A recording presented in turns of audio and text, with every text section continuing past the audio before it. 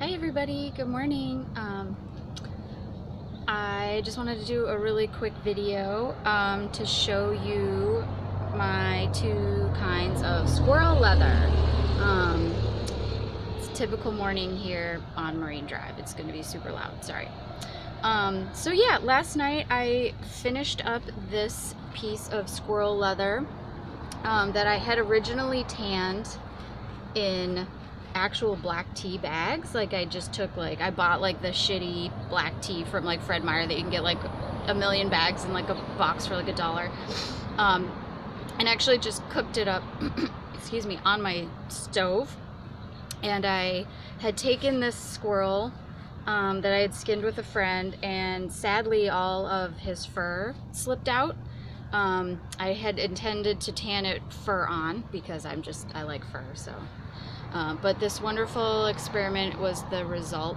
So his fur all fell off, and so I slipped the rest of it as I could, and then I tanned it in just black tea bags. And then 2 days ago I threw him into my blackberry tea with my bunnies just to see if I could take it a little bit further. And so yeah, this was the result. Yesterday I softened it with tallow. I let it dry out just enough and I softened it with tallow, and then actually rehydrated it a little bit. And I'm not sure, the lighting out here is kind of funky this morning, so I'm not sure if you can see the grain, but the grain is really pretty on the squirrel leather. I'm pretty pleased with it. I like the fuzzy fur that stayed on. It's obviously got a ton of holes. It's got some scarring because this was definitely a roadkill, as all my critters are. So it's just got a bunch of like really fun, weird textures. It's like fairly supple. I don't know. I'm new at this, so I'm not entirely sure how supple things get. But yeah, so I was excited. So yeah, it's my little piece of squirrel leather. It's very thin. I mean, I actually did like tear it a little bit when I was softening it because it's actually that thin. But it is, you know, it's cool. So yeah. I don't know what I'm gonna make out of it, but this got me kind of excited.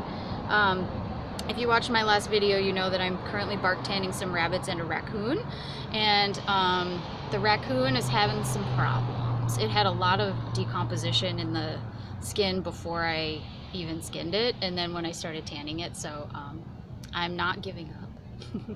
So I'm still tanning it. I'm changing the bark tea like every day. I'm just putting like really strong bark tea. So but my plan, if the fur all does fall out, I'm just gonna keep tanning it. It'll still have the epidermis on it, but I'm just gonna go for it, and then maybe have fur off leather, or it'll be patchy. I don't know. I think that bark tanning is more forgiving for if you lose fur, because the bald patches look like nice leather with the grain, as opposed to when you've got bald patches with your emulsified oil or fat tanned critters where it's just a bald patch.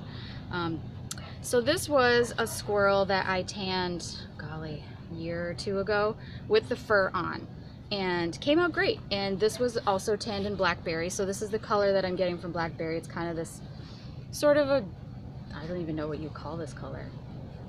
Brown? Like tan, I don't know, buff. But yeah, he came out good. Skinned him, he was a roadkill. I think that actually didn't do so good on this eye here, but I think that actually this might have been one of the first squirrels that I skinned on my own. And yeah, came out great. The fur stayed tight.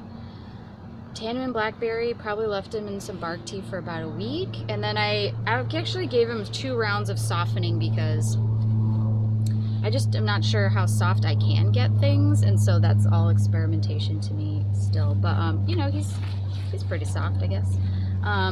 Skin side still had a little bit of membrane on it, but looks good. Obviously with the fur you don't see the grain because the grain is underneath the fur, underneath the epidermis, and that all stayed on.